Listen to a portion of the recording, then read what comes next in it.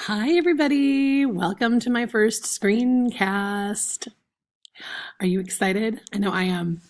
I'm testing out my new microphone and this new program, and I thought a great way for me to do that would just to be to recap the jukebox musical unit and the accompanying assignment. I just had creme brulee almonds from Starbucks. I don't know what I have in my teeth, and the heater just went off. So this is going to be an exciting 15 minutes. We have no idea what's going to happen. Let's find out together. Creating a jukebox musical. We talked in class about the jukebox musical and what one is. A jukebox musical, simply put, is a musical whose score consists of previously created music.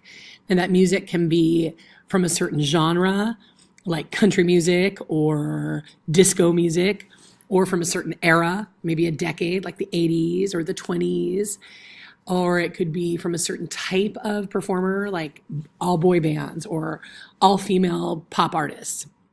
Most frequently, though, jukebox musicals employ the song catalog of a certain artist or songwriting team or musical group. The ones that you might be familiar with are Mamma Mia, which features the music of ABBA, Jersey Boys, which features the music of Frankie Valli and the Four Seasons, Rock of Ages, which features just 80s hair band music. So jukebox musicals use those previously existing songs to comprise the score that otherwise would have been original. Sometimes the musical is a biographical type musical, like Beautiful, the musical comprised of Carole King's music, is all about Carole King and her journey as a songwriter and her personal life. Mamma Mia, on the other hand, the plot has nothing to do with ABBA, the Norwegian Swedish band. So it can go either way. We talked about why jukebox musicals are an interesting idea for a new songwriter. It's maybe less daunting to say, I'm going to create a new musical, but I'm going to use music that's already been written.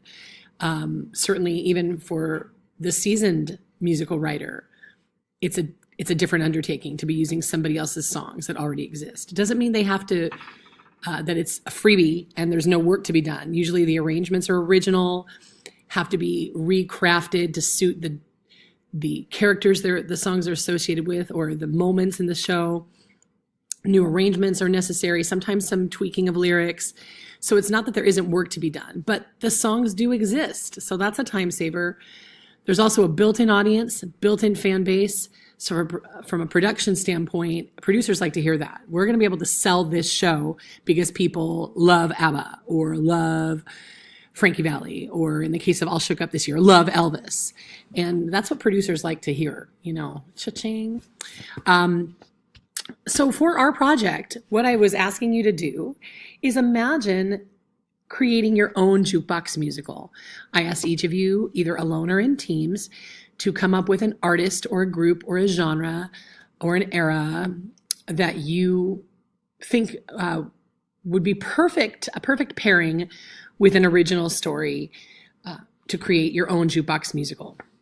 At the minimum, you need to include 7 key types of songs that are often found in musicals. An opening number, which should tell us a lot about what the show is going to be about, maybe introduce the flavor of the show. You get a good idea right away about themes and motifs and a premise from an opening number. We might be introduced to one or more of the lead characters, the setting. So an opening number really grabs the audience's attention. And like I shared in class, if you remember, grabbing their attention in the opening number is key. The great director-choreographer Graziella Danielle, who choreographed Cats and Ragtime, told her cast of Ragtime, if we don't get them in this opening number, we're never going to get them. We have to. And that's why I agree with her. I think a killer opening number is key. And I want song. There may be more than one, but there absolutely is an I want song that is delivered by our protagonist if there is one lead character, there might be more than one, where they really tell us what their super objective is, what they want more than anything, what their goal in life is. And they may even hint at what they're willing to do to get it, or even what's maybe stopping them. I Want songs are powerful. A lot of times they're power ballads. They reveal the true heart and soul of a character, even when they don't reveal their true selves to the rest of the people in the show. They almost always reveal that truth to the audience through an I Want song. So an I Want song is a very powerful piece. A transition song can be found anywhere in the musical, and it can just take us to a new place, a new time, a new situation, can change the mood, can spice things up a little bit. It can be a comedic number, a serious number. It really doesn't, there is no one type of transition song, but it's just a good segue to another scene, another moment, another character. In class, I mentioned Bop Till You Drop. That song is a big piece of fluff in High School Musical, but it does its job. It takes us to a new location. We really get to see Ryan and Sharpay and what they're all about. We haven't really seen that yet in that kind of a way, in that ridiculous, over-the-top showbiz way. Yeah, we saw their audition, but this is like, oh, here's what they're going to be like in the show. That's a perfect example. A realization song. This is when a character has a light bulb moment, an aha moment, realizes something that maybe they didn't realize before, or maybe that they don't want to admit. It can be serious, it can be comedic, but that's exactly what that aha moment is found in a song. A decision song is maybe even one step further, like something has been going one way for me, and now I've decided it's going to go this way. I've been in love with this person, now I'm going to be in love with this person. I'm going to dump this guy. Decision songs are powerful because it's a turning point in the plot, and same as the song prior, a realization song, but a decision song goes one step further. I'm realizing something and now I'm going to do something about it, and that's exciting. I don't know when, I don't know how, but I know something's starting right now. We really see Ariel has gone one step further than, I want to be where the people are. She's like gonna be where the people are. She knows it. So decision songs are often reprises of songs we've heard before, which don't have to be a full length, can be a different tempo, can be new lyrics. So think about using a reprise of a song as one of your decision songs. The 11 o'clock number, originally named because that's about the time that it took place when a show in New York, they used to start at 9 at night. That was very frequently curtain time. And the 11 o'clock number was the big middle of Act 2 number that would get us ready for the big ending of the show. In Hello Dolly, it's Hello Dolly, the title number. In 42nd Street, it's Lullaby of Broadway. It can be a group number or it can be a solo, but it's that number that gets the audience energized for the end of the show and leads us to that path like, yeah, something big is going to happen. We're going to wrap this puppy up in an exciting way soon. And it wakes everybody up too. If they've been off of intermission and they're kind of slumping like, oh, I'm ready to go home. Woo! No, I'm not. And a finale. A finale is sometimes an original song we haven't yet heard, or sometimes it's a reprise or a medley of songs we've heard, but it leaves the audience with that last impression, wraps it up. Sometimes, like in the case of West Side Story, it's not even a whole song. We just hear a musical motif, not even real lyrics. And that can be how we leave the audience. So that's up to you. And you can consult like history of musicals to decide what type of ending would you want for your jukebox musical. Usually, jukebox musicals are wrapped up with a song that everybody knows very well. And that's a great way to end the show, like Dancing Queen, Mamma Mia, we're ending, and they end with a mega medley, a mega mix of like hits. The finale is absolutely that, rousing. And it doesn't have, a jukebox musical could be sad too. It doesn't have to be happy, but the finale should be memorable and should wrap up the feeling of the show and let us leave the audience with that lingering feeling that you as the writer intend for them to take home with them. So your musical pitch has to have at least one of each of these types of songs. You can lay out the music for the whole show if you want in your project. That's up to you. I'll pop over and show you the rubric and remind you again of the components that I'm expecting you to have. Oh geez, I hope this shows up. This is the first time I've ever done this, so let's see if you can see what I see. I'll just sing while I'm here.